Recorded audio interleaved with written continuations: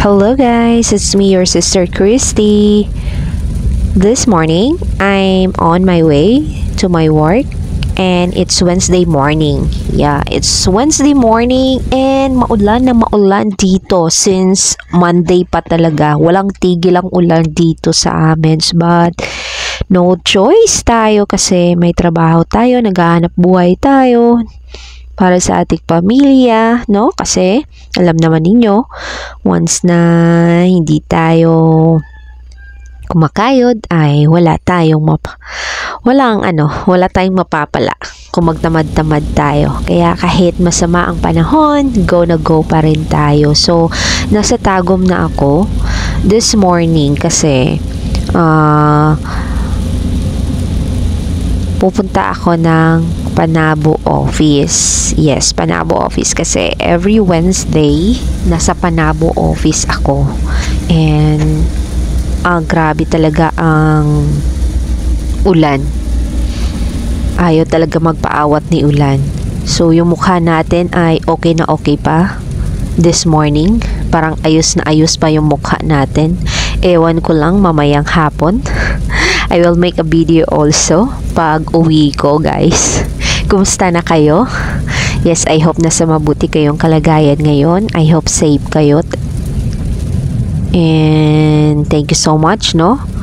Once again sa pagsusupport ninyo palagi sa akin.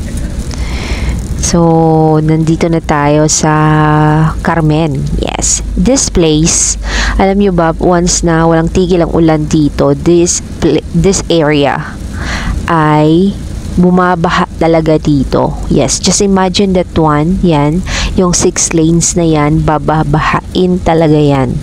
No, once na walang tigil ang ulan kasi sa mga side niyan ay palayan. Okay? So, medyo okay pa ngayon kasi hindi pa bumabaha. Sana pag uwi natin ay okay pa rin, ganito pa rin kahit maulan, no? Kasi kayang-kaya pa. Kasi pag bumabaha na ay nako, hindi na talaga makadaan ang aming sasakyan.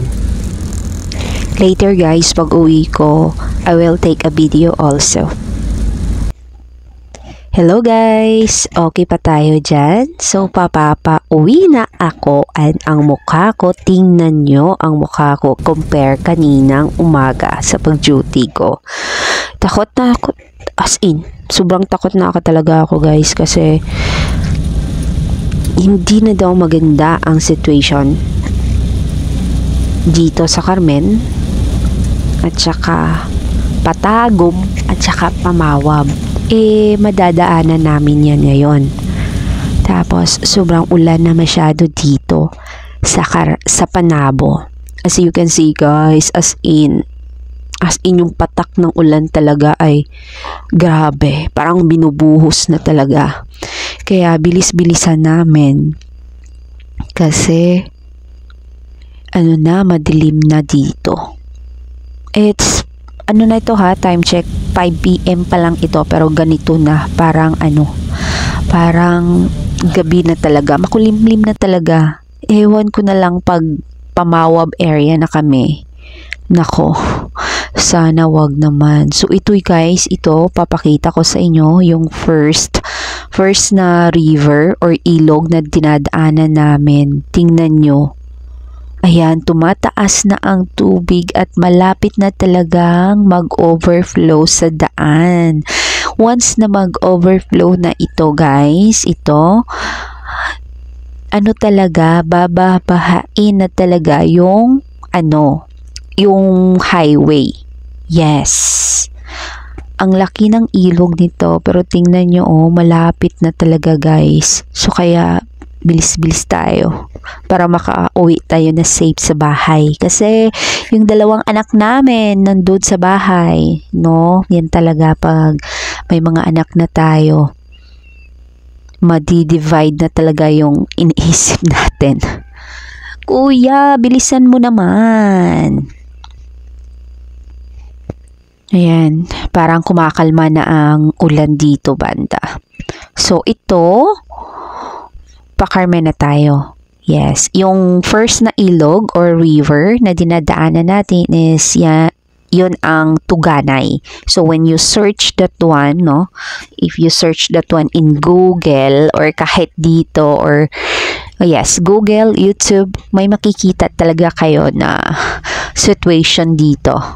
So this one, ha, papakita ko yan. Mga palayan yan, tingnan nyo yung tubig. Nasa-start na siya. So kawawa talaga mga farmers ngayon. Yan, once na magbaha na talaga, mag-overflow na yung river or ilog, itong dinadaanan natin, as in, babaha talaga ito, but dito na portion. Yes, I hope hindi talaga magbabaha, but ano talaga, sensitive talaga na magbabaha kasi yung tubig ng palayan ay medyo mataas na. Hindi mo na makikita yung mga palay. So, dito na tayo, no? May isa pang river na dadaanan tayo. Ito, Guadalupe River. Yes, ayan. Same lang din kanina, tumataas na guys. Tingnan nyo yan. Sobrang taas na, kaya bilis-bilis tayo para makauwi. Kasi yan talaga, once yung dalawang river na yan mag-overflow, ay nako, yung highway talaga hindi talaga madadaanan, parang dagat na. So swerte tayo ngayon kasi pag uwi natin hindi pa nagbabaha ang highway. So dadaan tayo, dito na tayo sa Tagum na tayo. Yes, Tagum na tayo. So this is a Bingkungan area na tayo, ha. Bingkungan area, tapos Tagum downtown, and then sa amin na yung Pamawab. Okay, so basta every Wednesday nasa Panabo talaga ako, so medyo malayo siya. So normal travel time to Panabo from Mawab is nasa ano lang yan eh, kaya yan 45 minutes eh. Yes, 45 minutes pang wala talagang traffic. Pero ngayon ano lang tayo, dahan-dahan lang tayo sa pagmamaneho kasi ito pumapatak na naman, parang binubuhos talaga yung ulan dito. So Tagum na kami guys. Yes, Tagum na kami at ito yung kondisyon, ang lakas ng ulan, Lord. Yes, this area hindi naman ito binabaha guys. Yan, but may mga portion lang dito sa Tagum na binabaha na talaga. Yes, no? Babahain talaga siya once na sobra lakas na ang tubig. So, mamayang gabi or tomorrow, no? Check natin. I hope makadaan pa tayo kasi may trabaho pa tayo. Thursday pa tomorrow. Ayan. As in guys, wala talaga. Hindi talaga magpaawat ang ulan dito sa amin. Ayan. Imagine ha, nasa 5:30 PM pa tayo, pero tingnan nyo, parang nasa 9 PM na tayo, no? Ang dilim. So ito yun, no? Ang dilim-dilim. Nasa 5:30 pa tayo eh, kasi ang traffic doon sa sa Carmen, Panabo. Yes, tapos mahina lang yung natin takbo kasi slippery masyado. So, bawal tayo magpapatakbo ng malakas. So, binibilis-bilisan namin kasi worried din ako sa Pamawab, yung papuntang sa amin. Kasi, yung sa amin kasi guys, prone talaga siya sa landslide. Yes. At saka kung makakapunta ka sa amin, para siyang Baguio, yung dinadaanan, yung sa kilid ng kalsada, na siya, bukid na siya. Yun. So, very prone talaga siya. Especially, ngayon na walang tigil ang ulan. Yeah. So, this month of January talaga, diba? Grabe ang ulan. Walang tigil. Walang tigil. Ayan. So, na tayo? Nasa downtown area na tayo. Pero tingnan nyo, guys, tingnan nyo. Ang dilim-dilim. Ayan. Papasok na tayo, Tumawab. Yan. So, yung left side, guys. Left side. Bukid yan siya. So, once na, yan, there is possible na this area, itong dinadaanan natin, ay magkaka-landslide yan siya. Yes. Kaya dahan-dahan lang talaga tayo dito kasi grabe. Grabe ang ano dito. Magkakaano talaga dito. Landslide. So possible talaga yan kasi grabe ang ulan dito. So dahan-dahan lang tayo. So if maputol itong video na ito, it means na lowbat na talaga tayo. Yes. Yan, pamawab na. On the way to Mawab na tayo. Yes, may ano na, nakalagay na sila dito, oh. Parang ano na yan, babala sa atin na mag ano na tayo, dahan-dahan lang sa pagmamaneho. And then may nakikita na din kami dito, this area. Yan, kanina nakita ko sa balita, guys. Yan, dito ay ano na, nagkaka-landslide na dito area. Sa left side, guys. Sa left side. Hindi siya masyado makikita kasi ang dilim-dilim na po ng daan. Yes, dilim, sobrang dilim na talaga dito, guys. Imagine, nasa 6 PM pa tayo pero tingnan nyo ang dinadaanan namin. Sobrang dilim na. Parang nasa 10 or 9 PM na tayo. Yes. Yan. Dahan-dahan lang tayo sa maneho kasi very slippery na talaga siya, guys. Slippery na talaga yan. So, kung ikaw ang mag-drive niyan, makakakita ka pa ba? Makakakita ka pa ba? Ayan, may mga warning na dito na banda. Yeah, ito siguro yung portion, ayan. Ito siguro yung portion na nag-start na ng landslide. Sana pag tomorrow ma-clearing na ito, no? Kasi nakakatakot po magpunta sa trabaho pag ganito ang kondisyon ng kalsada natin. Hindi biro ito.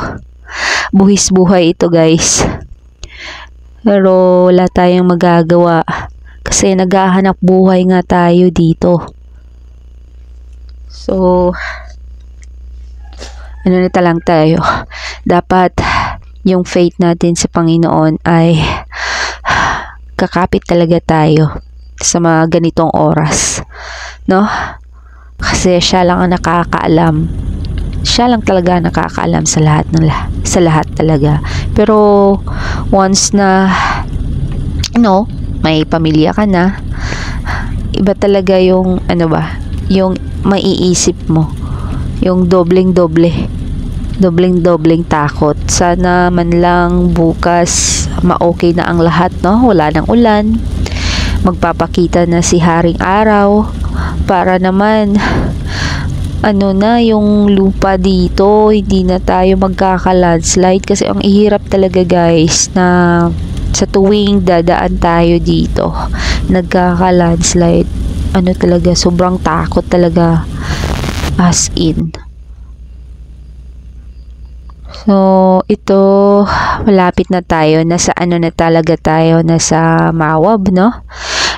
Dito sa right side, guys, no? Dito sa right side. Ilog na din yan sa Yeah. May ilog yan dyan na malaki. Yeah. So, yung natin, left and yung right, pang yan siya. Yes, pang na may ilog. Tapos dito sa left side ay bukid. Yes, so nakakatakot pag sa right side naman kasi may possible talaga na magkaka-landslide. And dito naman sa right side, there is a possible na yung lupa talaga hindi ko ma-explain, guys, no? Hindi ko ma-explain kasi nakakatakot.